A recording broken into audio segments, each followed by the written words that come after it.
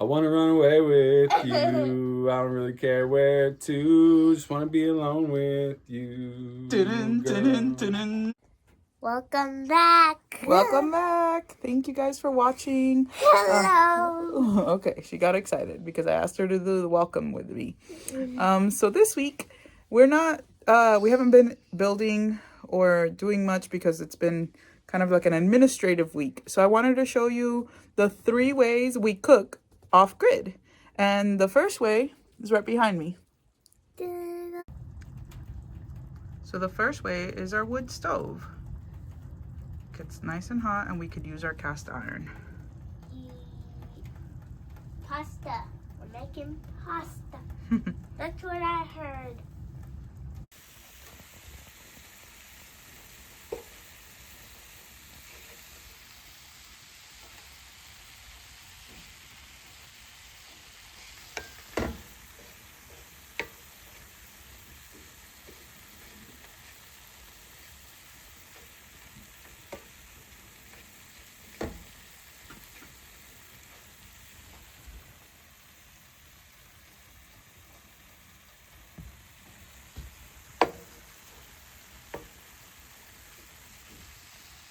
So since the temperature got high, if it goes above this red, it's not the best. It's just a little too hot.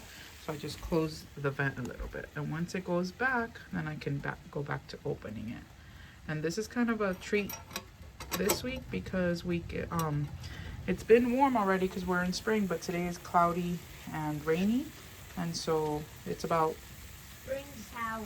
Yeah, it was in the 60s in here, so we turned on the stove. But that means we can cook on it and save on propane and electricity.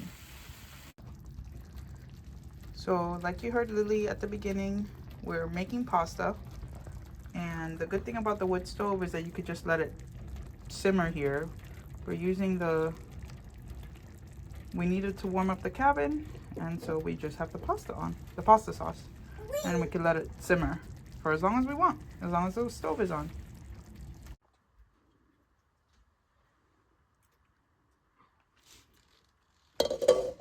Lily, do you like the pasta? Yeah.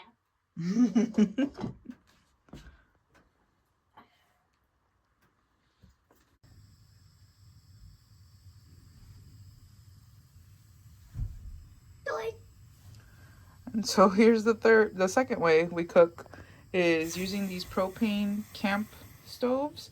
And we haven't bought anything else for the propane because we just haven't felt really the need. It just attaches to this camp stove, and then we pretty much use it whenever we don't have the wood stuff going or the solar power on enough for the electric stove. And we've started recently refilling these from a larger propane tank. So usually you get 2 of these. They used to be $8, now they're $9, so 2 for $9. But instead, we started buying, what we did was buy a large propane tank, and then we refilled these. There's a couple videos online that you can watch to learn to refill these. It says not to do that on here, so don't take our word for it, but a lot of people do. And it saves a lot of money because each of these, like I said, are like $5 each, and a whole propane tank is a lot cheaper.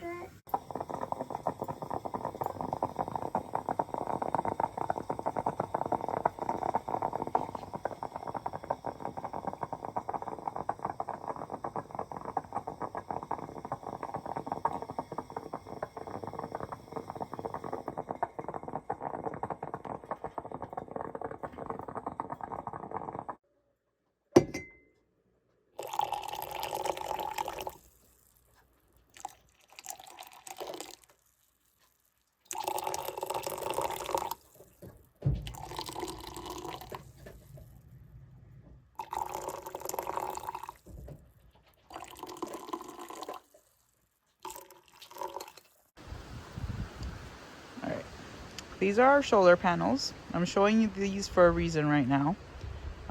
It's nice and sunny around 3:30 in the afternoon.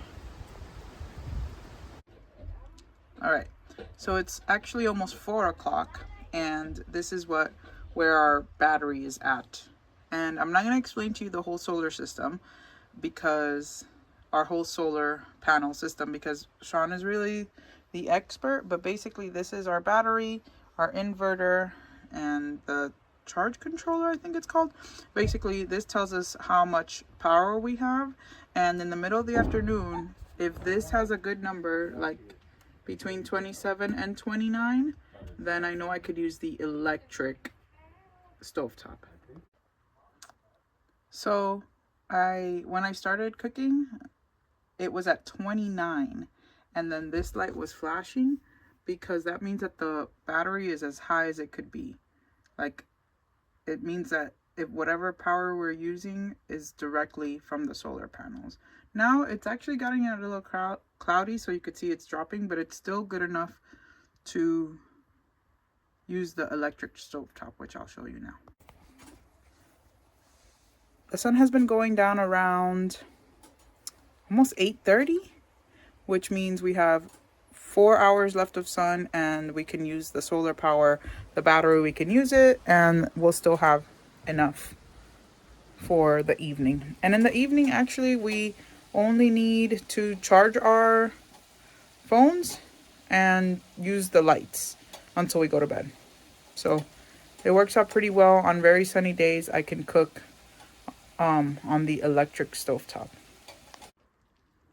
So this is my electric stovetop. I made picadillo. And the good thing about the electric stove, like right now it's off, but if I turn it on, it won't start heating until I turn it to a number like a lot hotter than it is. Like, it means that it holds a lot of heat, and so it actually doesn't take that much power. And this is actually done, so I don't need to cook it anymore. But it's good to let it sit and steam. Okay, so right now it's on 2 and the heating is on. And when you go back here, you'll see that it went down to 24.8. So that means, because I'm actually using the electric stove. And you see the battery there is still charging. But since it's only 4 o'clock, we know we have plenty of sun left for the day. The sun has been going down around. The other thing that helps is that I use cast iron, and so cast iron retains a lot of heat, and since this is still hot, it can stay cooking even though it's off and not using any power at all. What I'm going to do is put this aside and start rice. All right, so yeah, here we don't have a rice cooker, but either on this electric stovetop or on the propane, which is right here, I can cook it just fine in this small pot. We also don't use too many big pots because there's not that much space, and it's only 3 of us. So with this is pretty much enough for 3 servings of rice, which is perfect. And we don't cook rice as much as I used to back home, or my mom used to back home. So we got this grill. It's upside down right now, but our neighbor gave us this grill for free because they already had one, and this was an extra. But also it was missing some pieces, and so Sean is actually building these pieces from scratch. Let me show you. Go. So it was missing the vent on the bottom. Yeah, that's and the also bottom. The Ash catcher on the bottom, to prevent the coals from falling through and starting a fire. And so I'm using the old rain cap that we had for the wood stove pipe, and that's going to be the ash catcher. And then I made the vent out of some scrap aluminum that I have, and so that I will mount to the bottom. I might make these holes bigger, I don't know yet, but then this will go there, and I'll screw those on to the bottom of the grill, and we'll be in business. Nice. Super cool. I love this vent thing because this was literally a piece of flat aluminum, and he cut out the circle, cut out these holes, and also screwed it in so that we can open and close it. And I mean, that's so cool. Doesn't look too fancy right now, but it's really cool. I love this. Hold on, I want to turn it. You could close it and then open it. That's like how the other grill is. And then this is already attached. And we're grilling tonight. Yay! So here we go. So we were gonna grill yesterday, but since Bucky had his surgery, it was a little bit more than we could. He had droopy eyes like a hound. Anyway, so here's the grill. Nobody judge me on my grilling skills because I lit it. We used some of our firewood and I'm gonna grill some chicken. So we'll see how it goes. And there it is. There's my chicken. I grilled it. I didn't burn it. They taste good. And they're pretty much done. Because I told you I would show you, but I'm no expert. Oh well. It's yummy anyway.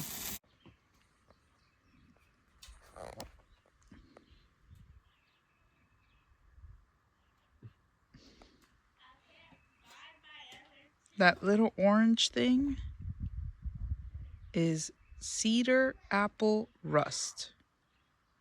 It forms on cedar trees, but if left alone, can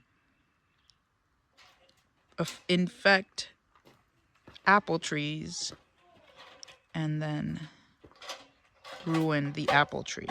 Does nothing to the cedar trees, but bad for apples.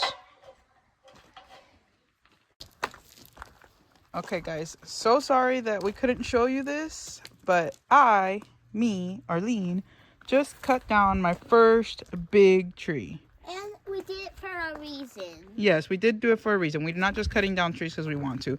This tree was right here next to the cabin, and it was actually really threatening and kind of leaning that way. Yeah, there are actually 2 reasons. 2 reasons.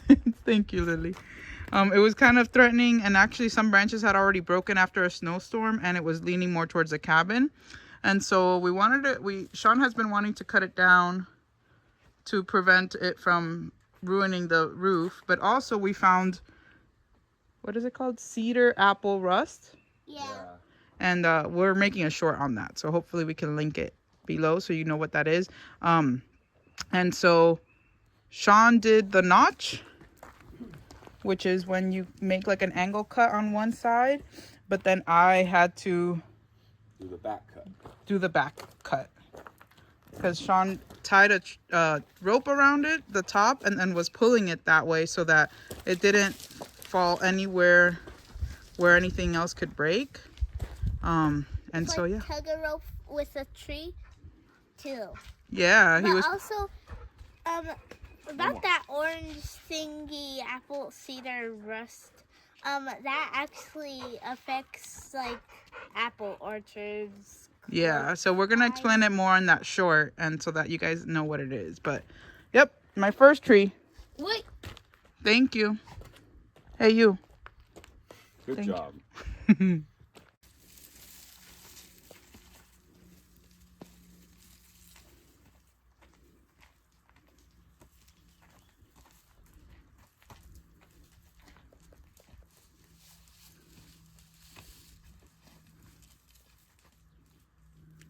I'm just gonna go over here because I'm already over here. Yeah.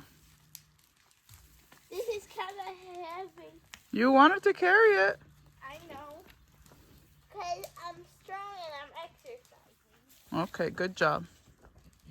So now we're burning the branches of the tree. And then Sean's gonna mill this one. So hopefully we can show you guys that.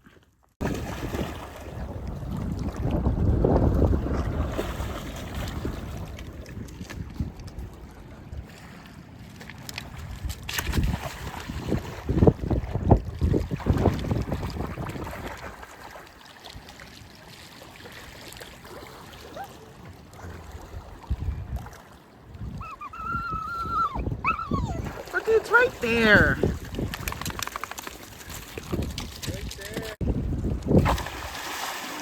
Bucky, go get it. Oh my god.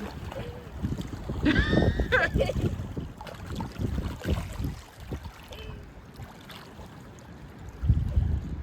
training you, Bucky.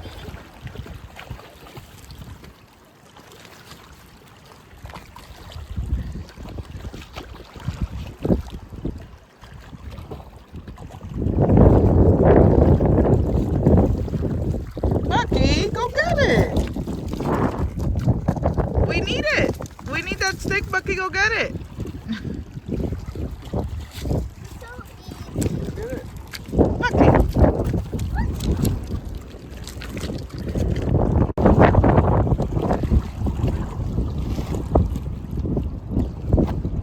How many skips? It's like 6.